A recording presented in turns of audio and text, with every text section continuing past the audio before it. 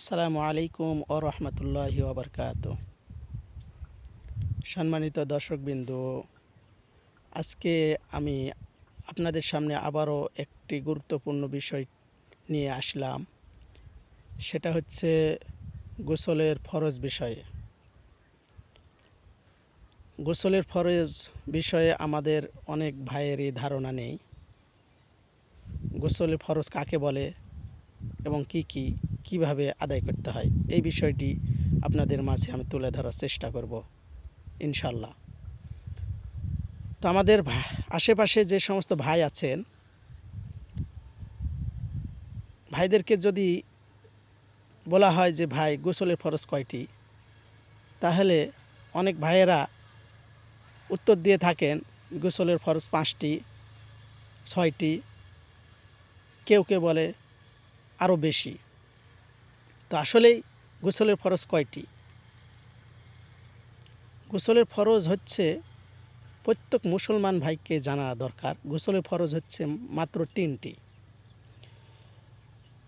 এই 3টি ফরজ যদি আপনি আদায় করে দেন, আল্লাহ নবী সাল্লাল্লাহু আলাইহি সাল্লাম বলেন যে তার সুন্নত অনুযায়ী গোসল হয়ে যাবে ইনশাল্লাহ। সেটি হচ্ছে, সর্বপ্রথম হচ্ছে নাকে পানি দেওয়া। এরপর হচ্ছেন ভালোভাবে 3 বার কুলি করা। হুজুর পাক সাল্লাল্লাহু আলাইহি সাল্লাম বলেন, যে ব্যক্তি ভালোভাবে 3 বার কুলি করলেন তার গোসল সঠিক হচ্ছে। এরপর 3য় নম্বরটি হচ্ছে ভালোভাবে মাথা থেকে পায়ের পাতা পর্যন্ত 3 বার ধৌত করা। এইভাবে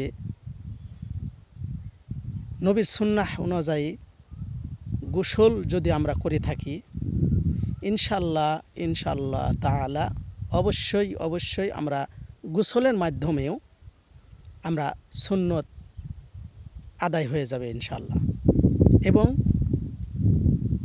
সওয়াব পেয়ে যাব ইনশাল্লাহ। তো আসলে আমাদের চারপাশে ভাইয়েরা শুধু গোসলটাই জানে, কিন্তু গোসলের ফরজ জানা অনেকেরই নাই। তো আপনাদের মাঝে যদি